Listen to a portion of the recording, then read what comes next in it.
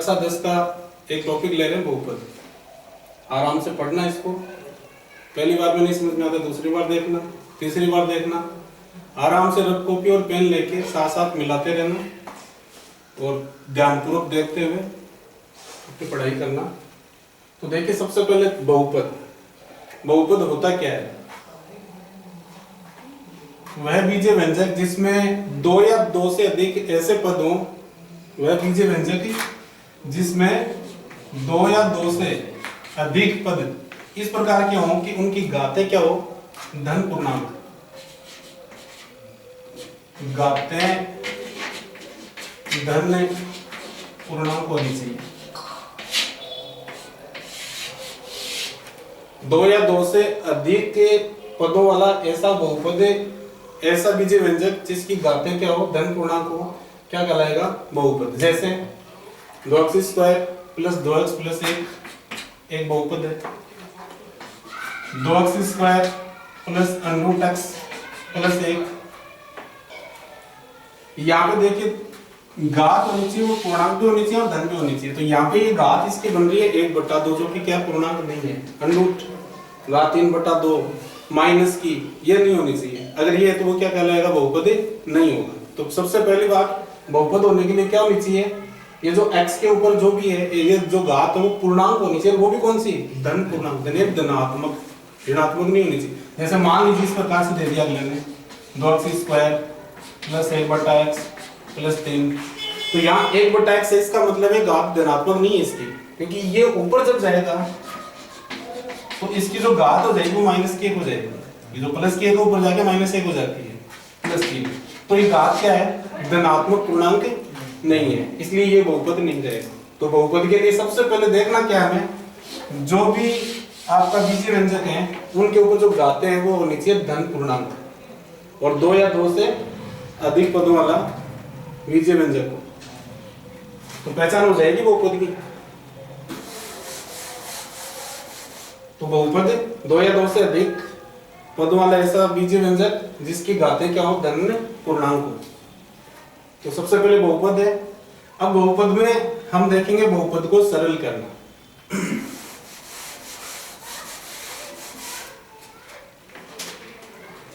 बहुपद 2 घात का भी हो सकता है, 3 घात का भी हो सकता है, 4 घात का भी हो सकता है। जैसे द्विघात बहुपद या 1 घात का बहुपद, 1 घात का बहुपद। जैसे ये हो गया x प्लस 2, इसके ऊपर घात कितनी है? 1। द्विघात बहुपद यानी जिसकी अधिकतम घात कितनी हो? 2। जैसे मान लो x की घात 2 प्लस 3x प्लस 1 एक द्विघात बहुपद है।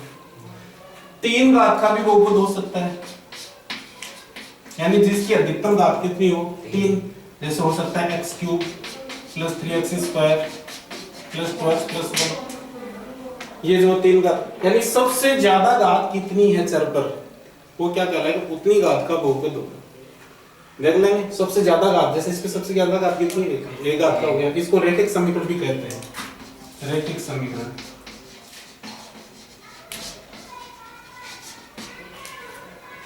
ठीक है, इसका जो ग्राफ बनेगा वो क्या बनेगी? एक रेखा बनेगी। द्विघात बहुपद जिसकी अधिकतम घात कितनी हो? 2। 3 घात का, 4 घात का भी होता है बहुपद, आपके है 4 घात का भी है, 5 घात का भी हो सकता है। यानी सबसे बड़ी घात कितनी है उतनी घात का बहुपद होगा। फिर एक आता है शून्यांक नाम, इसमें क्या आता है? शून्यांक। ये ध्यान रखना, शून्यांक। शून्यांक हो सकता है समीकरण का हल बोले या x का मान बोले, एक ही बात है। तो शून्यांक क्या है? ध्यान रखिए, जो 1 घात वाला है उसका शून्यांक 1 होगा, यानी x का 1 ही मान आएगा। द्विघात है उसके x के 2 मान आएंगे, और 3 घात वाले के 3। अगर 4 घात का बहुपद है तो उसके x के 4 मान आएंगे, 5 घात का तो 5। यानी अधिकतम घात कितनी है उतने ही उसके सरल करेंगे तो क्या आएंगे? मान आएंगे। ठीक है, तो द्विघात बहुपद हमारे सिलेबस में अभी है, तो यहाँ पे सिलेबस में के अनुसार द्विघात देखते हैं।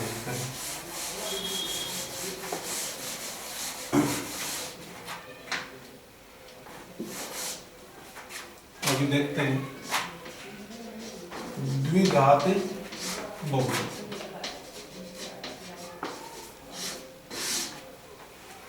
जिसकी अधिकतम घात 2 द्विघात बहुपद कहलाएगा। जैसे मान लीजिए ये दे दिया हमने x square plus 7x plus 10, क्या द्विघात बहुपद। अब यहाँ बात एक ये आ जाती है, कई बार ये दिक्कत आती है कि एक द्विघात बहुपद होता है, एक कई बार आ जाता है द्विघात समीकरण। इसी में आएगा, इनमें क्या अंतर है। तो देखो जो बहुपद है x square plus 7x plus 10, ये तो है द्विघात बहुपद। अगर इसमें बराबर का चिन्ह लगा के आगे 0 दे दे अगला, या बराबर का चिन्ह साथ में है, तो वो क्या कहलाएगा, द्विघात समीकरण। यानी समीकरण में दो पक्ष होते हैं, RHS और LHS, दायां पक्ष और बायां पक्ष, दो पक्ष हो जाते हैं। तो दोनों पक्ष समान हो, बराबर का चिन्ह हो बीच में, वो बन जाएगा समीकरण। और कोई बराबर का चिन्ह यहाँ नहीं दे रखा तो क्या कहलाएगा, बहुपद। ठीक है, बहुपद को दर्शाने के लिए यहाँ पे कई बार हो सकता है px भी काम ले सकते हैं, कई कई नाम में यहाँ पे qx काम ले लो, वो भी ले सकते हो, ax भी काम ले सकते हो, bx भी काम ले सकते हो, cx भी काम ले सकते, कुछ भी दर्शा सकते हो इधर, मतलब लिखने का कोई भी लिखो, px qx rx, ठीक है, कुछ भी लिखो। यानी इसको दर्शाने का एक तरीका हो गया, ये कहलाता है बहुपद। और वो क्या हो जाएगा, बराबर का चिन्ह के साथ आएगा 0 के, तो समीकरण। अब इसमें कई बार हो सकता है 0 नहीं दे, ये 10 प्लस का आगे जाके माइनस करके दे दे, इसको यहां से भी दे सकते हैं। ये भी क्या एक समीकरण है। तो द्विघात समीकरण, द्विघात बहुपद सरल करने का तरीका एक ही है। जैसे इसको सरल करेंगे वैसे इसको सरल करेंगे, जितनी विधियां इसकी है उतनी विधियों से इसको भी सरल कर सकते हैं, बात एक ही है। तो अब इनको सरल कैसे करें, क्वेश्चन क्या बनता है इसमें, एग्जाम में क्वेश्चन पूछेगा कि द्विघात बहुपद दे देगा, उनके शून्यांक ज्ञात करो, या शून्यांकों और गुणांकों में संबंध की सत्यता की जांच करो। एग्जाम में क्वेश्चन आता है 3 नंबर का यहाँ से कई बार। तो देखो कैसे क्वेश्चन पूछता है, उस पर जाते हैं हम।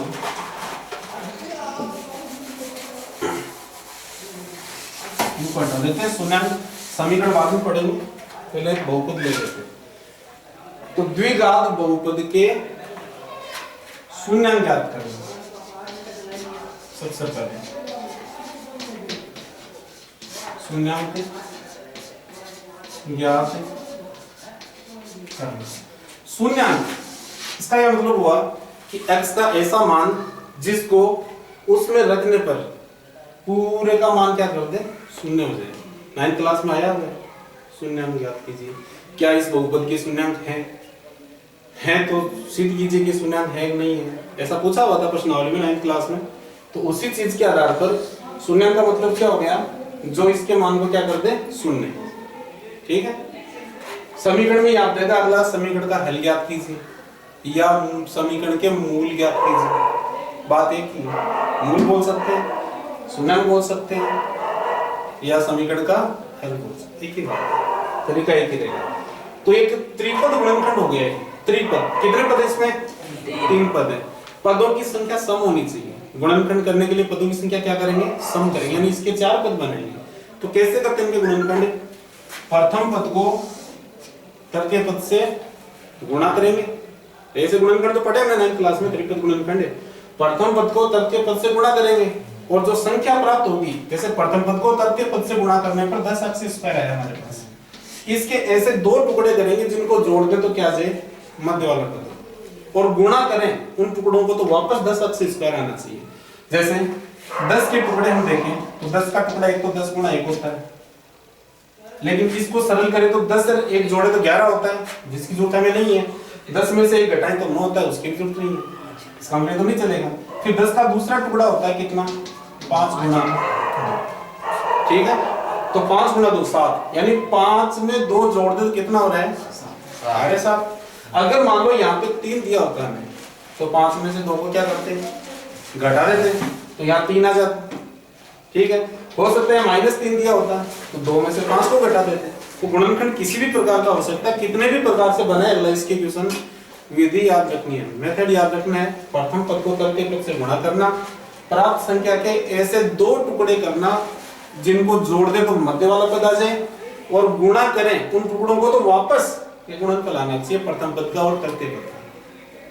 तो यहाँ पे 7 चाहिए, 7 का मतलब यहाँ 5 + 2 से 7 आ रहा है, तो हम यहाँ क्या लिख देंगे बराबर x² + 7 की जगह लिख दिया हमने 5x + 2x और प्लस का 10। अब यहाँ दो दो के जोड़े बनाएंगे, देखो ये बराबर इन दोनों से सार हुए कॉमन देखो ऐसी चीज तो दोनों में, एक x दोनों में आ रहे हैं, कोष्टक x की घात 2 में से एक x ले लिया बाहर, एक बच जाएगा प्लस ये x कॉमन आ गया, यहाँ कितना बच गया 5। फिर यहाँ पे जो भी चिन्ह अगर प्लस का तो प्लस का, माइनस का तो माइनस, वो चिन्ह यहाँ उतरेगा। कई बच्चे यहाँ गलती करते हैं, चिन्ह नहीं उतारते। कॉमन तो इसमें से देख रहे हैं कि 2 आ रहे हैं, यहाँ ऐसे लिख देते हैं, और ये क्या माना जाएगा फिर गुणा में। गणित में कोई चिन्ह बीच में नहीं होता है, इस प्रकार कोष्टक का मतलब गुणा हो जाता है, गलत हो जाएगा। तो यहाँ पे जो चिन्ह है वो चिन्ह आएगा, चाहे यहाँ प्लस है तो प्लस आएगा, माइनस है तो माइनस आएगा, ध्यान रखना है, ठीक है। प्लस का चिन्ह तो यहाँ क्या कर लेंगे फिर वापस कोष्टक। इस 2 को तो हमने ले लिया, क्या बच गया यहाँ पे प्लस, इस 2 का भाग देंगे 10 में, कितनी बार जाएगा 5 बार। इन त्रिपद गुणनखंडों में ध्यान रखना है, ये जो कोष्टक में संख्या समान आनी चाहिए। अगर आप में एक में अलग आ रही है, एक में अलग आ रही है, इसका मतलब निश्चित रूप से आपने गलत कर दिया, ठीक है। अब देखो ये एक पद बन गया पूरा, और ये पूरा दूसरा पद है। इन दोनों पदों में से भी कॉमन आ रहा है, क्या रहा है x + 5 इसमें भी है, x + 5 इसमें, इसको भी बाहर निकाल देंगे, यानी यहाँ से x + 5 को हमने बाहर निकाल दिया। तो ये कॉमन ले लिया तो क्या बचा x प्लस ये कॉमन ले लिया तो बच गया। तो ये तो हो गए इस त्रिपद जो आपको बहुपद दे रखा था उसके गुणनखंड। 3 पद वाला एक बहुपद था जिसके गुणनखंड हो गए। अब इसके शून्यांक कैसे ज्ञात करेंगे, इंपॉर्टेंट है, ध्यान रखना। 3 नंबर का क्वेश्चन अक्सर एग्जामों में पूछा गया है, पिछले सालों में पूछ भी सकते हैं, ध्यान रखना है कैसे है। अब इसके शून्यांक कैसे ज्ञात करेंगे, तो पहले तो गुणनखंड करके देख लिया मैंने अपना। अब देखो यहाँ तक तो ऐसे चलेगा, बहुपद है तो ठीक है, बराबर इधर 0 नहीं चलेगा। इधर 0 कब चलेगा, अगर समीकरण है तो बराबर 0 चलेगा, यहाँ बराबर नहीं चलेगा। नियमानुसार एक पंक्ति में 2 बराबर के चिन्ह काम में नहीं लेंगे। अगर यहाँ बराबर आ जाता तो यहाँ फिर वो तीर के चिन्ह यहाँ वाला आ जाएगा, ठीक, वो जब देखेंगे उसमें। फिलहाल ये हो गया। अब लिखेंगे हमें ज्ञात क्या करना है, वो चीज क्या ज्ञात करना है, शून्य। तो शून्यांकों के लिए यानी शून्यांक ज्ञात करने के लिए हम क्या करेंगे, ये जो गुणनखंड किए हमने इनको शून्य के बराबर कर दें। यानी पहला गुणनखंड लिखा x + 5 और बराबर 0 कर दिया। ये 5 किसका है, बराबर क्या आ जाएगा, इसका होगा माइनस का हो जाएगा, यानी x बराबर हो गया माइनस का। तो एक शून्यांक तो याद है, तो ये लिखा हमने। दूसरी बार ये दूसरा गुणनखंड और लिखो, x + 2 बराबर 0, ये +2 है, आगे जाके ये क्या हो जाएगा माइनस। तो इसके 2 शून्यांक आ गए हमारे पास। भाई जितनी अधिकतम घात होगी उतने शून्यांक होंगे, 2 घात का तो 2 शून्यांक होंगे, 3 का तो 3 होंगे, 1 घात का तो 1 शून्यांक होगा, ठीक है। तो इसके शून्यांक कितने आ गए, शून्यांक बराबर आ गए माइनस का 5 माइनस का, ठीक है। तो शून्यांक हम निकाल सकते हैं ना। तो ऐसा एक क्वेश्चन मैं आपके लिए छोड़ रहा हूँ, उसके शून्यांक आपको ज्ञात करने हैं, ठीक है। फिलहाल शून्यांक ज्ञात करने देख रहे हैं, फिर शून्यांक और गुणांकों में संबंध की सत्यता की जांच कीजिए। क्वेश्चन वहां से आएगा, शून्यांक नहीं पूछेगा एग्जाम में। शून्यांकों और गुणांकों में सत्यता की संबंध जो होता है, रिलेशन होता है, उसकी सत्यता की जांच करवाएगा आपसे, वो पढ़ेंगे। फिलहाल आपको शून्यांक ज्ञात करने आने से फिर आगे एक स्टेप बढ़ते जाएंगे धीरे धीरे। तो देखिए, मान लीजिए इसका क्वेश्चन दे दिया आपको,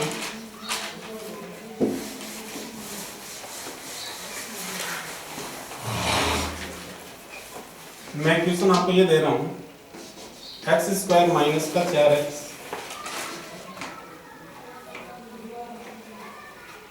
या माइनस का 1x ही ले लो, माइनस का 12,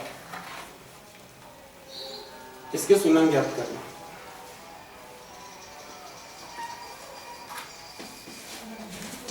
और भी लेना चाहो तो x² प्लस के 7x प्लस के बाद ये भी ले सकते हो।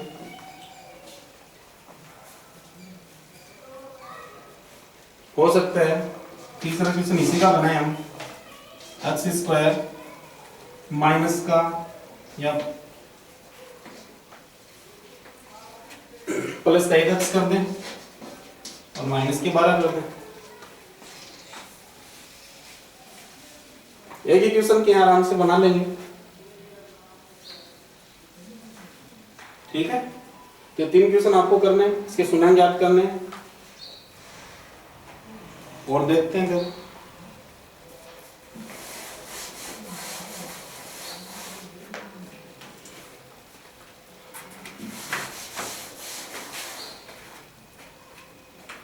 बाकी घर पे YouTube पर आराम से देखना बैठ के से, दोबारा अगर समझ में नहीं आ रहा है तो एक बार और देख लेना, कल मिलेगा आपको YouTube पर ही, ठीक है।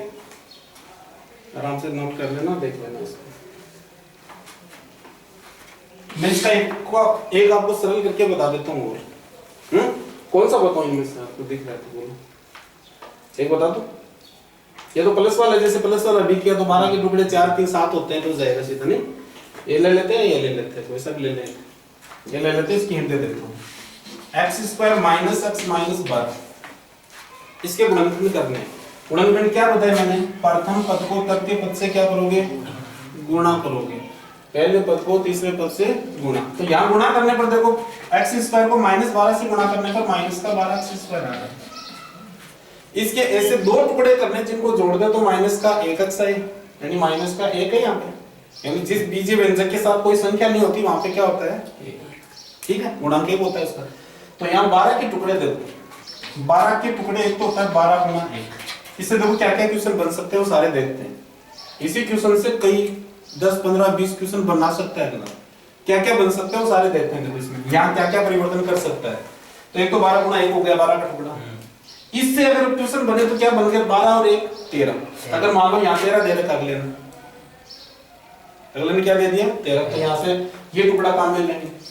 हो सकता है 12 में से 1 कम कर दे तो क्या बचता है, अगर यहाँ 11 दिया तो भी काम ले लेंगे आराम से।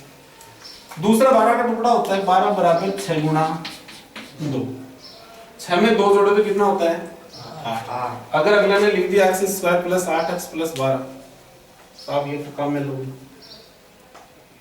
6 में से 2 घटाए तो क्या बचता है 4। अगर अगले ने 4x दे दिया तो 4, ये काम में लोगे नहीं, समझ रहे हो ना। और भी 12 के टुकड़े होते हैं, 4 गुणा 3 भी 12 होता है ना। तो इससे क्वेश्चन क्या बन सकते हैं, 4 में 3 जोड़े तो कितने होते हैं 7 होते हैं। 7 तो हमें नहीं चाहिए, अगर होता 7 यहाँ पे जरूरत होती तो भी हम ये टुकड़ा काम में लेते। 4 में से 3 कम कर दे तो कितना बचता है 1 बचता है ना, यहाँ पे 1 चाहिए, लेकिन वो 1 किसका चाहिए, माइनस का चाहिए। इसका मतलब छोटी संख्या को तो कर देंगे प्लस की और बड़ी संख्या को कर देंगे माइनस, माइनस का बच जाएगा। अगर हमें प्लस की जरूरत होती तो बड़ी संख्या को प्लस कर देते, छोटी संख्या को माइनस कर देते। यहाँ पे देखो इसमें प्लस 1 की जरूरत है, तो इसके लिए हम क्या करेंगे 4 माइनस 3 बराबर प्लस 1 बच जाएगा। अगर हमें माइनस की जरूरत है तो क्या कर देंगे, बड़ी संख्या को माइनस और छोटी संख्या को प्लस। तो यहाँ पे क्या काम आएगा 3x माइनस से 4x, क्या लिख देंगे 3x माइनस से 4x, तो बराबर एक्स स्क्वायर माइनस का 3x प्लस का 3x और माइनस का 4x और माइनस का 12, यानी जो माइनस 1x था इसकी जगह प्लस का 3x और माइनस का 4x आ गया। अगर इसको सरल करें तो वापस ये चीज आनी चाहिए, अगर इसको सरल करने पर वापस ये नहीं आ रहा, इसका मतलब हमने गलत कर दिया। अब दो के जोड़े बना लो और इसको सरल करेंगे, जोड़ा बन गया, एक ये बन गया। तो इन दोनों में से हमने क्या किया, x कॉमन लिया, हर एक x कॉमन, तो x की घात 2 में से 1x ले लिया तो 1 बच जाएगा, x कॉमन आ गया तो 3 बच गया, माइनस का 4 कॉमन आ जाएगा यहाँ से, तो 4 कॉमन ले लिया x और माइनस गुना माइनस क्या हो जाएगा प्लस, और 4 का 12 में 3 बार।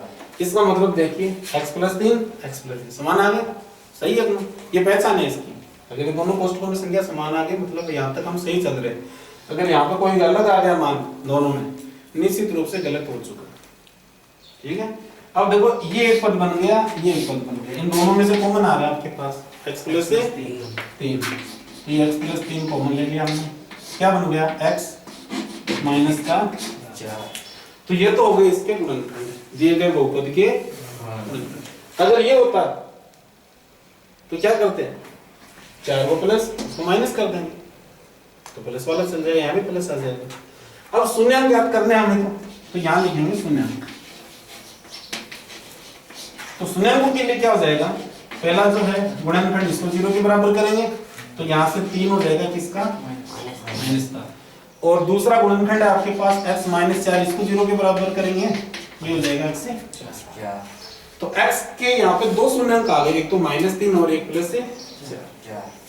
कर लेंगे इसे, शून्यांक तक ज्ञात हो सकते हैं आराम से, ठीक है। अब देखो मान लीजिए कि इसमें तो 3 पद दे दिया अगले में, हो सकता है अगले में 2 ही पद दिए हैं, तो क्या करेंगे पहले से। तो देखो किस किस प्रकार से बना सकता है क्वेश्चन। फिर एग्जाम में कैसे पूछेगा, कितना घुमाएगा, वो सारी चीज देखेंगे, कुछ आज देखेंगे, कुछ नेक्स्ट वाले अगले में देखेंगे। तो देखिए हो सकता है ऐसे दे दे, मान लो आपको 8x² + 4x, इसके शून्यांक ज्ञात करने हैं। कितने शून्यांक आएंगे सबसे पहले तो इसके दो। अधिकतम घात कितनी है उतने शून्यांक होंगे, ठीक है। अब चूंकि देखो 3 पद होते हैं तो जोड़े 2-2 के बनाने के लिए हम क्या करते हैं, 4 पद बनाते हैं उसके। यहाँ तो पहले से जोड़ा बना हुआ है, जोड़ा तो बन रहा है ना भाई 2 का, तो सीधा ही यहाँ से क्या ले लेंगे, जोड़ा बना के कॉमन ले लेंगे। अब इसमें से कॉमन देखो, एक तो 4 का भाग जा रहा है दोनों में और एक x, तो 4 का भाग 8 में 2, x की घात 2 में से एक x कॉमन ले लिया तो एक x बच गया, प्लस 4 कॉमन ले लिया और x भी कॉमन ले लिया तो बन गया। ये तो हो गया इसका गुणनखंड, पहला गुणनखंड ये है और दूसरा ये। अब शून्यांक ज्ञात करने तो देखिए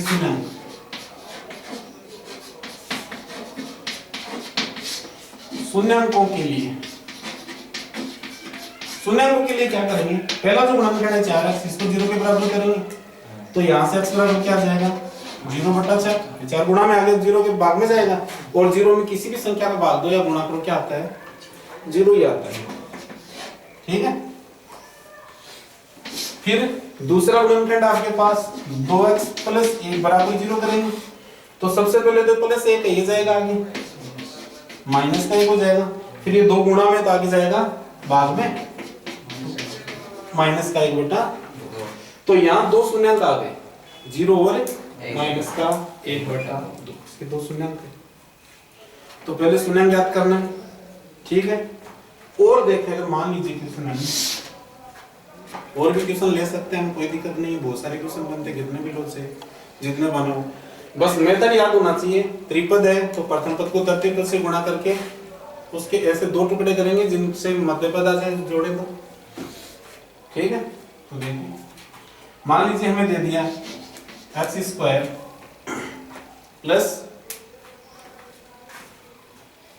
5 और 2 -3x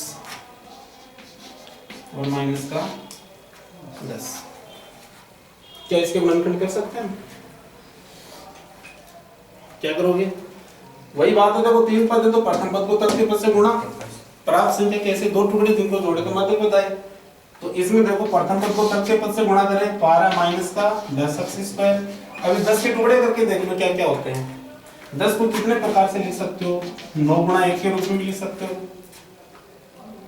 9 गुणा 1 के रूप में भी लिख सकते हैं। इसका मतलब 9 और 1 10, 9 गुणा 1 थोड़ी लिख सकते हैं, सॉरी 10 गुणा 1, 10 गुणा 1 लिख सकते हैं।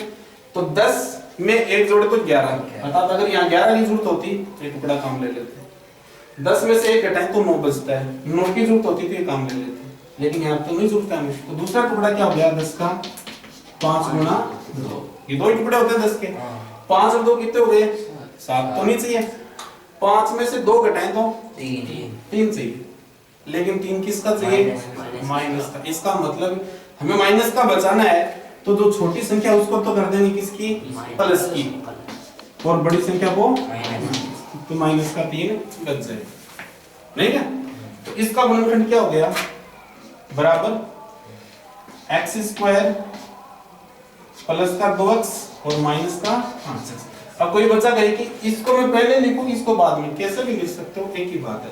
कोई बच्चा -5x को पहले लिख दे, 2x को बाद में लिख दे, कोई फर्क नहीं पड़ेगा, चिन्ह लगा रहना चाहिए। माइनस का है तो यहाँ माइनस का ही आना चाहिए, -5x ही। ये 2x प्लस का तो 2x प्लस का ही रहना चाहिए, इसे कहीं भी लिखो, इधर लिखो चाहे इधर, इसमें कोई फर्क नहीं पड़ेगा। अगली संख्या -10। अब देखो ये लिखा है हमने किसकी जगह, -3x की जगह। क्या इसको सरल करने पर -3 आ रहा है वापस, माइनस के 5 और प्लस के 2, माइनस का 3 बच रहा है। अब दो दो के जोड़े बना लो, तो देखो एक जोड़ा बन गया, एक जोड़ा बन गया। इसमें से कॉमन आ रहा है हमारे पास x, तो x की घात 2 में से एक x कॉमन ले लिया तो क्या बच गया, +2, x कॉमन आ गया। अब मैंने बताया कि यहाँ पे जो भी चिन्ह होता है उस चिन्ह को भी यहाँ लिखना, अगर माइनस का तो माइनस लिखना है और प्लस का है तो प्लस। अब इन दोनों में देखो 5 का भाग जा रहा है, 5 कॉमन आ जाएगा, ठीक है। और 5 हमने कॉमन ले लिया, यहाँ बच गया x। अब देखिए यहाँ ये माइनस और ये माइनस, माइनस कॉमन ले रखा था, माइनस इससे गुणा होगा तो यहाँ क्या कर देगा, प्लस बना देगा। और 5 का भाग 10 में, और ऐसे नहीं करो तो देखो -5 का भाग -10 में देंगे तो माइनस माइनस कटेगा, किधर आ जाएगा भाई, यहाँ वाली संख्या कैसे भागी तो जाता है ना, तो -5 का भाग -10 में प्लस 2 होगा। अब देखो ये एक टुकड़ा हो गया, ये क्या इन दोनों में से कुछ कॉमन आ रहा है, x + 2, x + 2, तो ये तो बच गया x, माइनस का 5, क्या करना है, शून्य ज्ञात करें। ये 2-3 जगह काम आएगा, ध्यान रखना। एक निर्देशांक ज्यामिति नाम आती है आगे नोकी प्रश्नावली, उसमें भी कई जगह x का मान पूछता है, गुणनखंड ये काम आएंगे। एक समीकरण द्विघात समीकरण का हल पूछता है, वहां भी काम आएंगे। ये बीजगणित जब सीख ली ना तो ये मानो आपकी गणित काफी तैयार हो जाएगी, आपकी बहुत जगह काम आने वाली है ये चीज। 10th की गणित में, 11th में, 12th में बीजगणित सबसे ज्यादा काम आएगी, ध्यान रखना। इसको हमें क्लियर करना है, तो छोटिया का टाइम है, 5-10 दिन 20 दिन आराम से इन चीजों को बढ़िया से बीजगणित को तैयार करो। 9th क्लास की किताब में ऐसे क्वेश्चन दे रखे हैं, उनको मिलाओ। 10th क्लास की किताब में भी दूसरी प्रश्नावली में ऐसे, दूसरी में नहीं सॉरी तीसरी प्रश्नावली में ऐसे क्वेश्चन दे रखे हैं 3.1 में बहुत सारे, उनको मिलाओ आराम से, ठीक है। किताब नहीं है तो मोबाइल से डाउनलोड कर लो, एनसीईआरटी की उसमें से मिला लो, एक ही बात है। एनसीईआरटी में दूसरी प्रश्नावली मिल जाएगी आपको, ये बात एक ही क्वेश्चन वही है, उसमें कोई दिक्कत नहीं है। दूसरी और चौथी प्रश्नावली एनसीईआरटी में दे रखी है, और यहाँ पे जो आरबीएससी की किताब जो आपकी है उसमें तीसरी प्रश्नावली दे रखी है, बात एक ही है। जो किताब नहीं है आपके पास तो एनसीईआरटी की किताब डाउनलोड कर ले, उसमें से भी मिला सकते हैं, क्वेश्चन मिल जाएंगे। एक ही बात है, क्वेश्चन हल करने आने से, बाकी क्वेश्चन कोई भी किताब से सोचे क्या दिक्कत है। तो देखिए शून्यांकों के लिए क्या करेंगे, पहला मानदंड है। अब कह दो कि इसको पहले क्यों लिखा, इसको क्यों नहीं लिखा, ले सकते हो, इसको भी पहले लिख सकते हो, एक ही बात, उसमें कोई फर्क नहीं पड़ना है, ठीक है ना। ये 2 प्लस का आगे जाके माइनस हो गया तो x बराबर क्या होगा, -2, एक x -5 बराबर 0 हो गया तो x बराबर क्या होगा, 5, ठीक है। कर सकते हो ना, शून्य ज्ञात कर लोगे, कोशिश करनी पड़ेगी, कोशिश करनी पड़ेगी। अगर ये चीज तैयार कर ली ना तो ये मानो गणित का बहुत सारा भार हल्का हो जाएगा आपके, करीबन 6 से 8 नंबर तक आप आराम से बढ़ सकते हो। एक समांतर श्रेणी नाम की प्रश्नावली आती है 5 में, प्रश्नावली नंबर 5 समांतर श्रेणी, उसमें भी कई बार n का मान पूछता है, योगफल दे देता है उसका, और n का मान पूछता है, वहां भी द्विघात समीकरण काम आएगा, गुणनखंड काम आएंगे, ठीक है। इस प्रश्नावली में भी काम आएंगे, जो मेन तीसरी प्रश्नावली दे रखी है आपकी, उसमें 2 जगह काम आएंगे, समीकरणों में भी काम आएंगे और बहुपद में भी काम आएंगे, फिर निर्देशांक ज्यामिति में भी काम आएंगे, यानी कई जगह काम आने हैं, इनको तैयार करना अच्छे से, ठीक है। इतने ट्यूशन करवाने का मकसद ये है कि ये चीज द्विघात, त्रिपद, गुणनखंड वगैरह में अच्छे से आने चाहिए।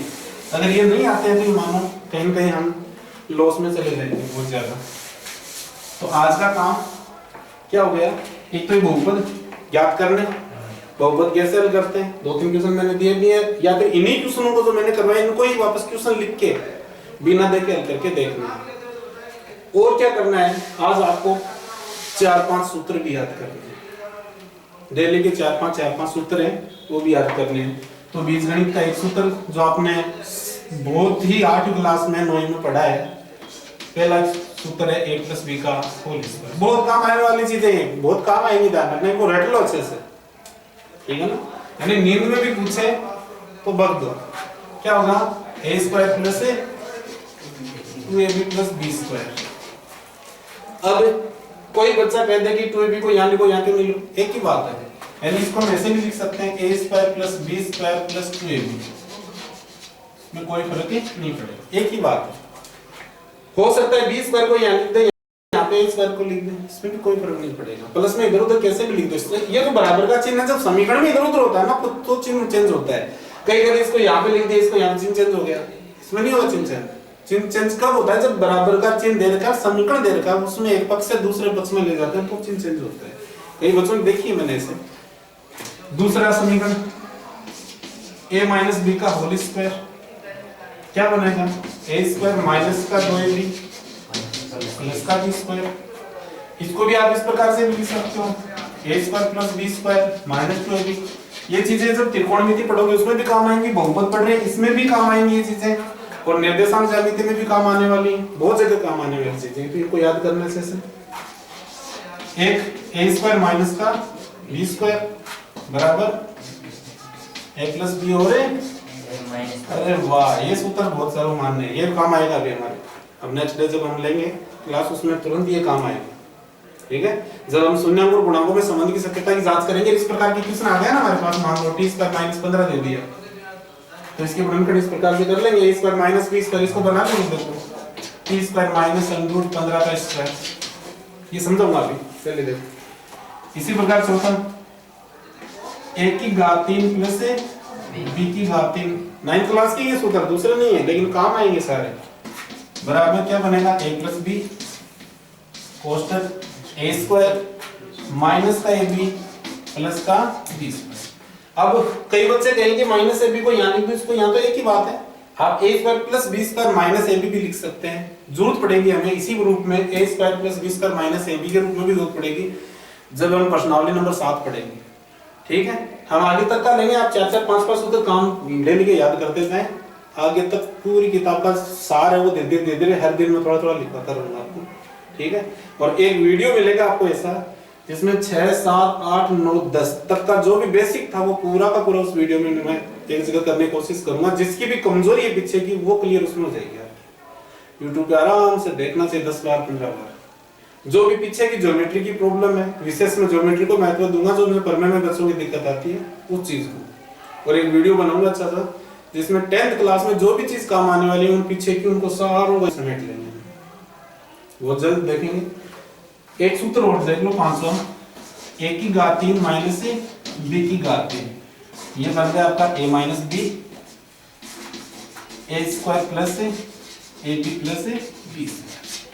इन दोनों में देखो अंतर क्या है, ये प्लस का है और ये माइनस का है। ये प्लस है तो बाहर प्लस, अंदर यहाँ ab वाला माइनस, ध्यान रखना है।